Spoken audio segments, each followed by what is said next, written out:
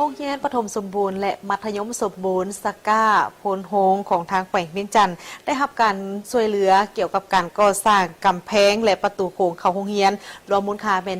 450 ล้านกีบโดยได้รับการช่วยเหลือจากบรรดาครูอาจารย์และนักธุรกิจพร้อมกับอดีตนักเรียนที่อยู่ทางภายในและต่างประเทศและประชาชนภายในบ้านและบ้านอ้อมข้างให้การช่วยเหลือ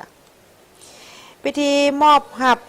หัวและประตูโค้งแม่นได้มีขึ้นในมื้อวันที่6 กุมภาพันธ์ 2026ที่ผ่านมานี้อยู่ที่โรงเรียนประถมสมบูรณ์และมัธยมสมบูรณ์บ้านสก้าเมืองพนโฮงแขวงเวียงจันทน์โดยการเข้าร่วมของท่านบัวพันธ์ศรีวงศ์ไซ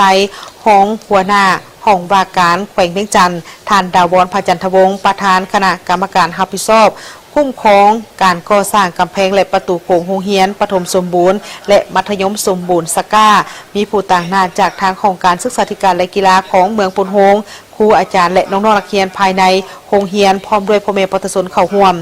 ท่านสินไซพุทธวงศ์พร้อมด้วยการโรงเรียนประถมสมบูรณ์และมัธยมสมบูรณ์สก้าได้กล่าวว่าโดยอิงไส้แผนการพัฒนาการศึกษาของโรงเรียนประถมสมบูรณ์สก้าและโรงเรียนมัธยมสมบูรณ์สก้าอิงตามการตกลงเห็นดีของทางกองประชุมคณะรับผิดชอบคุ้มครองการก่อสร้างกำแพง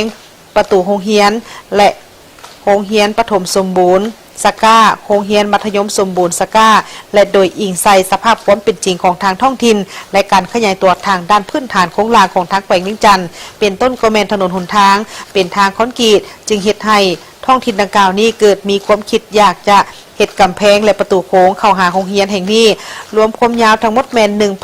1,153 เมตรการก่อสร้างสำเร็จแม่น583 เมตรและก่อสร้างประตูโค้งเข้าโรงเรียนกว้าง7 เมตรสูง